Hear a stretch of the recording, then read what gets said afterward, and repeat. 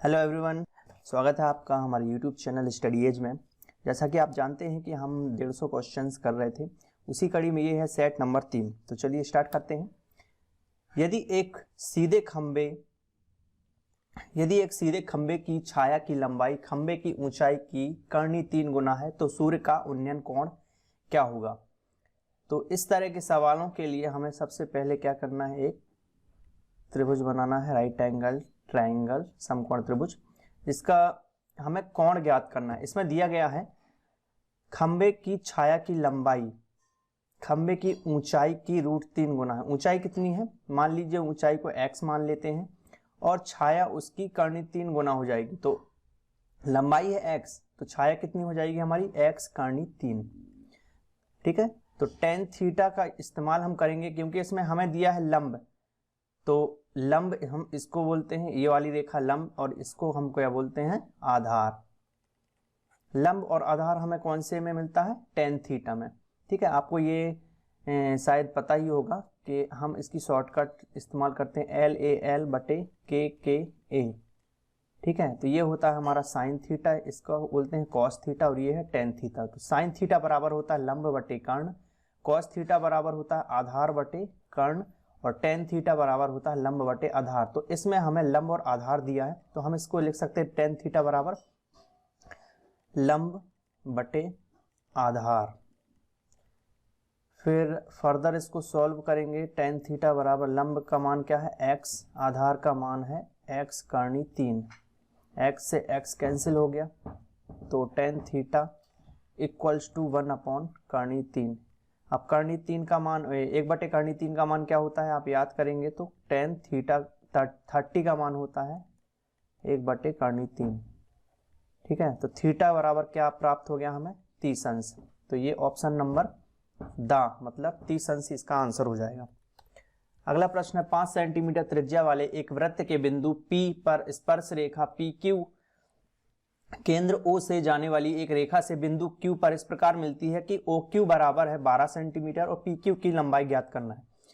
तो सबसे पहले हम बनाएंगे एक वृत्त, मान लीजिए ये वृत्त है, इसका केंद्र है O।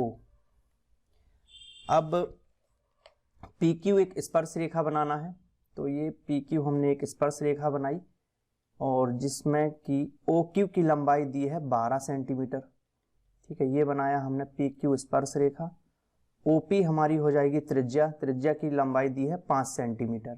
तो हमें ज्ञात करना है PQ की लंबाई कितनी है।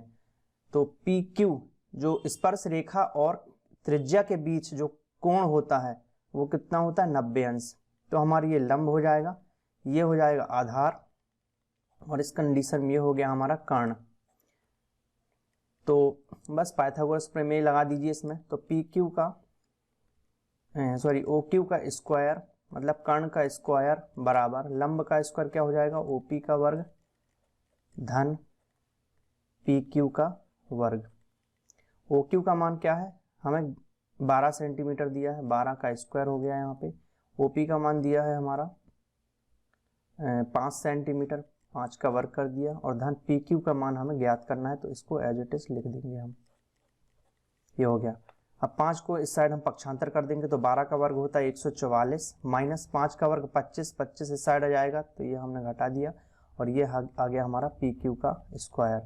PQ की वैल्यू कितनी आ जाएगी, 144 में से 25 घटाएंगे तो 14 में से 5 गए 9, यहाँ बचा 3, 3 में से 2 गए 1, और 1 का 1, 119 आ गया, और ये वर्ग इस साइड आएगा तो क्या वर्गमूल बन जाएगा, तो यहाँ पे आ गया करनी 119 हमारा right answer, option number D. Next प्रश्न है, यदि एक बिंदु P से O केंद्र वाले किसी वृत्त पर PA PB स्पर्श रेखा है। सबसे पहले हम बनाएंगे वृत्त और 2 बनाएंगे क्या, स्पर्श रेखाएं। बिंदु P मान लीजिए यहाँ पे है, और एक बिंदु A यहाँ पे मान लेते हैं, और B यहाँ पे है। ये हमारी बन गई 2 स्पर्श रेखाएं। ठीक है, दोनों, और ये हमारा हो गया केंद्र O। तो हमें दिया गया है दोनों स्पर्श रेखाओं के बीच में कोण है 80 अंश का, ये है हमारा 80 अंश। तो हमें इसको मिलाएंगे O से P को। ठीक है, क्योंकि हमें POA ज्ञात करना है, मतलब POA ये वाला कोण हमें ज्ञात करना है।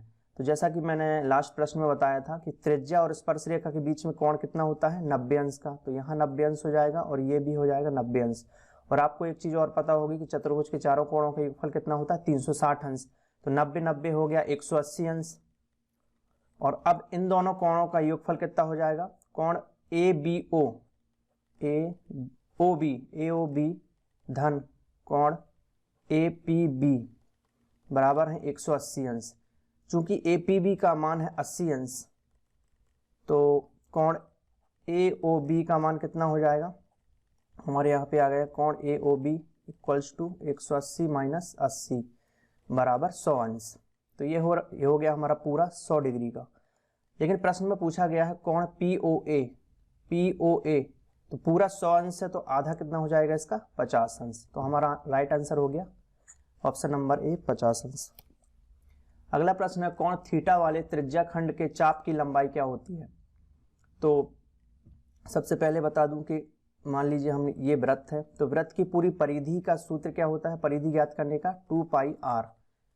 और मान लीजिए ये है एक त्रिज्या खंड, त्रिज्या खंड क्या कहलाता है, ये पूरा त्रिज्या खंड। तो इसकी चाप की लंबाई हो गई यहां से यहां तक की। इसकी लंबाई ज्ञात करने के लिए एक परिधि है, ठीक है। तो परिधि के सूत्र में हम थीटा बटे 360 का गुणा कर देते हैं, तो ये हमारा निकल जाता है त्रिज्या खंड के चाप की लंबाई। तो ऑप्शन नंबर सी थीटा बटे 360 इंटू 2πr। यदि उसने पूछा होता त्रिज्या खंड के क्षेत्रफल की लंबाई क्या करना है, ज्ञात करना है, तो वृत्त का क्षेत्रफल होता है हमारा πr², उसमें हम गुणा कर देंगे थीटा बटे 360 अंश का। तो हमारा हो जाएगा त्रिज्या खंड के क्षेत्रफल की लंबाई। यहाँ पे पूछा था चाप की लंबाई, तो इसका आंसर हो गया ऑप्शन नंबर सी थीटा बटे 360 गुणित 2πr। नेक्स्ट पाई एक संख्या है। पाई कैसी संख्या है, पाई एक अपरिमेय संख्या है। प्रथम 4 प्राकृत संख्याओं का समांतर माध्य ज्ञात करना है। समांतर माध्य ज्ञात करने के लिए हम क्या करते हैं, जितनी संख्याएं दी हुई हैं उन सबको जोड़ देंगे और जितनी संख्याएं उससे भाग लगा देंगे। तो प्रथम 5 प्राकृत संख्या कौन कौन सी हो जाएंगी, 1 2 3 4 और 5। कितनी संख्याएं हैं, 1 2 3 4 5, तो 5 से हम भाग लगा देंगे। इन सब का सम क्या हो जाएगा, इन सब का योगफल 5 4 9 9 3 12 12 2 14 और 1 15, 15 बटे 5, 5 एकम 5, 5 दिया 15। आंसर हमारा ऑप्शन नंबर सी 3। अगला है माध्य माध्यिका एवं बहुलक के बीच संबंध क्या है। तो इनके बीच संबंध होता है 3 माध्यक बराबर होता है 2 बहुलक, 3 माध्यक बराबर होता है 1 बहुलक धन 2 माध्य, ठीक है। ऑप्शन नंबर सा 3 माध्यक बराबर 1 बहुलक धन 2 माध्य। वेरी वेरी इंपॉर्टेंट, बहुत अच्छे से याद करना है इसको। अगला है वह घटना जिसका घटित होना निश्चित है उसकी प्रायिकता क्या होगी। जो घटना निश्चित है उसकी प्रायिकता हमेशा होगी 1। किसी घटना E के लिए PE प्लस PE डैश, इसका आंसर क्या हो जाएगा, ऑप्शन नंबर बी। मतलब जो संभावित घटनाएं हैं और जो असंभावित घटनाएं उन दोनों का योगफल हमेशा क्या होगा, 1। तो ये था सेट नंबर 3। आई होप आपको बहुत मजा आया होगा पढ़ने में, और इसी तरीके के बहुत महत्वपूर्ण क्वेश्चंस प्राप्त करने के लिए हमारे चैनल को सब्सक्राइब करें और इस सीरीज में बने रहें। Thank you so much.